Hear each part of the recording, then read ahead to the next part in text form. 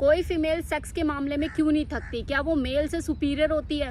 क्या उनको नपुंसकता जैसी चीज़ें नहीं होती है? क्या उनके अंदर इरेक्टाइल डिस्फंक्शन, प्रीमेच्योर इजैकुलेशन वाली चीज़ें नहीं होती हैं?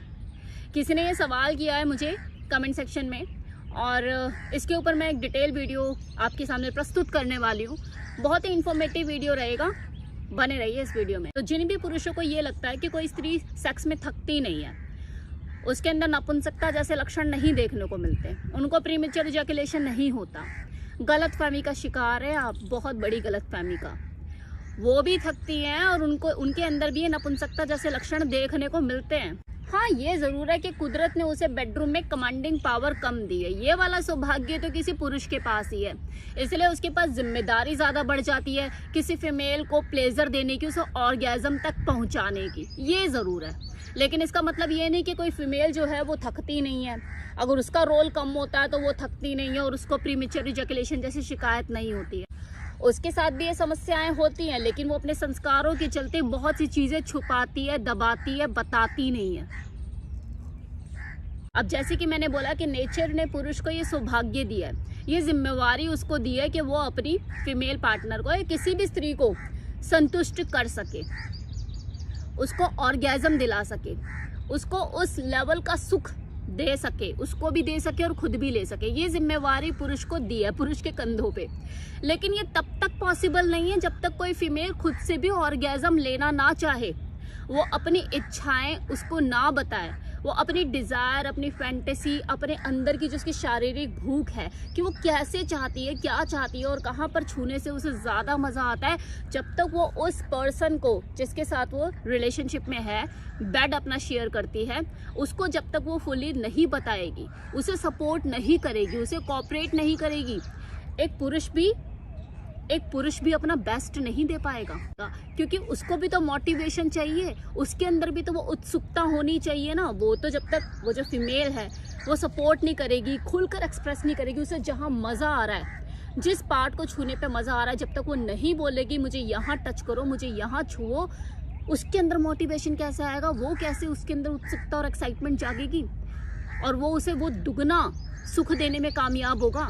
तो जितनी जिम्मेवारी एक पुरुष की है उतनी ही जिम्मेवारी एक फीमेल की भी है। भाई चार्ज तो उस लेवल का कोई फीमेल ही करेगी ना उसे, तो उसका भी तो अपना रोल होना चाहिए ना। अगर उसे सुख चाहिए तो उसे भी एफर्ट करने पड़ेंगे, और जब वो एफर्ट करती है तो वो भी थकती है।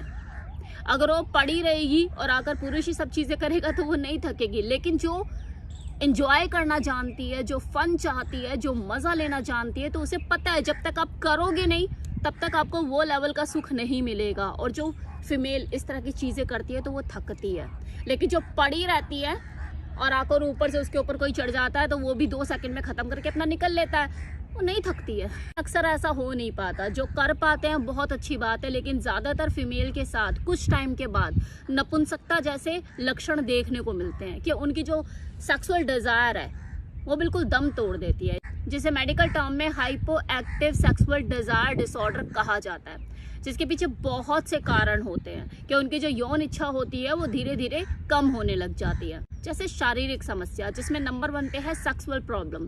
किसी फीमेल को सेक्स के दौरान पेन होना, खासकर जब वजाइनल इंटरकोर्स का टाइम आता है उस वक्त उसको पेन होना, जिसके वजह से वो ऑर्गेज्म तक नहीं पहुंच पाती है, चाह कर भी नहीं पहुंच पाती है, और धीरे धीरे उसकी जो रुचि होती है सेक्स के प्रति खत्म होने लगती है। दूसरा, medical condition, arthritis, cancer, high blood pressure, diabetes, thyroid, ये सारी वो बीमारियां हैं जिसके वजह से किसी फीमेल की जो सेक्सुअल डिजायर है वो प्रभावित होती है। अगर किसी फीमेल की काफी लंबे टाइम से हाई एमजी की गोलियां चल रही है तो इसका भी दुष्प्रभाव उसकी सेक्सुअल डिजायर पर देखने को मिलता है। नेक्स्ट पॉइंट है सर्जरी। किसी फीमेल की जेनिटल एरिया की सर्जरी होना या उसकी ब्रेस्ट की सर्जरी होना, इससे उसकी बॉडी इमेज तो इफेक्ट होती है, साथ ही साथ उसके सेक्सुअल फंक्शन भी प्रभावित होते हैं। ये तो थे फिजिकल कॉजेज। अब आ जाओ हार्मोनल चेंजेस पे। मेनोपॉज के दौरान एक फीमेल की बॉडी में हार्मोन्स की कमी हो जाती है, उसके जो सेक्सुअल हार्मोन्स है वो धीरे धीरे बनना कम हो जाते हैं और बाद में पूरी तरह से बंद हो जाते हैं। प्रेगनेंसी के दौरान भी उसकी बॉडी में हार्मोनल चेंजेस आते हैं और मेंटली भी वो बहुत ज़्यादा अपने बच्चे को लेकर ज़्यादा अटेंटिव रहती है। वो थकी रहती है, 50 तरह के कामों में उलझी हुई रहती है, रात को नींद भी पूरी नहीं हो पाती है। और यही कारण होता है कि कुछ टाइम के लिए उसका जो सेक्स के प्रति जो रुझान है वो खत्म हो जाता है, लेकिन ये टेम्परेरी टाइम के लिए होता है। घर में तनाव का माहौल, खासकर अपने हस्बैंड के साथ, जिसके साथ उसे बेड शेयर करना उसी के साथ ही नहीं बनती है, झगड़े कलेश रहते हैं, तो सेक्सुअल डिजायर तो धीरे धीरे कम ही होने लग जाएगी ना। जो सारी स्थिति होती है इसे तो कहते हैं किसी महिला का नपुंसक हो जाना। और एक नपुंसकता और होती है जो इसके बिल्कुल विपरीत होती है, लेकिन वो भी नपुंसकता की श्रेणी में ही आती है। जैसे किसी फीमेल के अंदर सेक्सुअल डिजायर बहुत है, उसकी इच्छाएं अंदर बहुत है, लेकिन वो अपनी शर्म, हया, लज्जा के मारे बोल नहीं पाती है। इसे कहते हैं मंद कामुकता, जो कि किसी फीमेल को नपुंसकता की श्रेणी में लाके खड़ा कर देती है। यहाँ से वो फ्रस्ट्रेटेड रहने लग जाती है, मेंटली स्ट्रेस में आ जाती है, क्योंकि पूरी तरह से चीजें हो नहीं पा रही है, अंदर ही अंदर परेशान है। ये भी एक नपुंसकता होती है ना। ये वाली स्थिति एकदम अपोजिट, जो मैंने अभी आपको कारण बताया उससे तो बिल्कुल अलग है। अब किसी महिला को कैसे पहचाने कि ये नपुंसक हो चुकी है? सेक्स में पूरी तरह से इंटरेस्ट नहीं दिखाएगी, और चलो अगर करती है तो ऑर्गेज्म तक नहीं पहुंच पाएगी, जिसकी वजह से उसको फ्रस्ट्रेशन पैदा होगी, क्योंकि बिना मन के कर रही है, अपना कोई इंटरेस्ट ही नहीं दिखा रही है, तो ऑर्गेज्म भी कैसे मिलेगा? और जब नहीं मिलेगा तो उसका मूड खराब होगा, वो फ्रस्ट्रेटेड रहेगी। तो ये सारे सिम्टम्स हैं ये पता करने के कि कोई फीमेल नपुंसक हो चुकी है। नपुंसकता को कैसे दूर किया जा सकता है? शारीरिक कारण जो मैंने आपको बताए थे उनके ऊपर काम करके, उसको पहचान के और उसको दूर करके।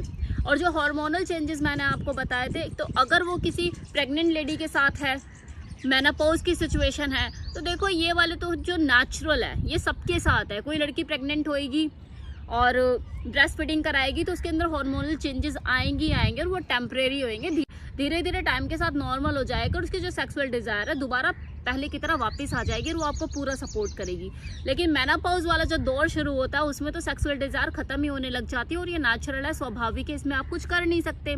लेकिन इन दो परिस्थितियों के अलावा अगर आपके अंदर का जो हार्मोन्स लेवल है वो गड़बड़ाता है, तो इसके रिगार्डिंग आपको हार्मोनल थेरेपी लेने की जरूरत है। आपको इसके लिए थेरेपिस्ट से कंसल्ट करने की जरूरत है। तीसरा, स्ट्रेस, एंजाइटी और डिप्रेशन से दूर रहिए। अगर आपके बेड पार्टनर के साथ रिलेशनशिप अच्छे नहीं है तो वजह तलाश के उसके ऊपर काम कीजिए।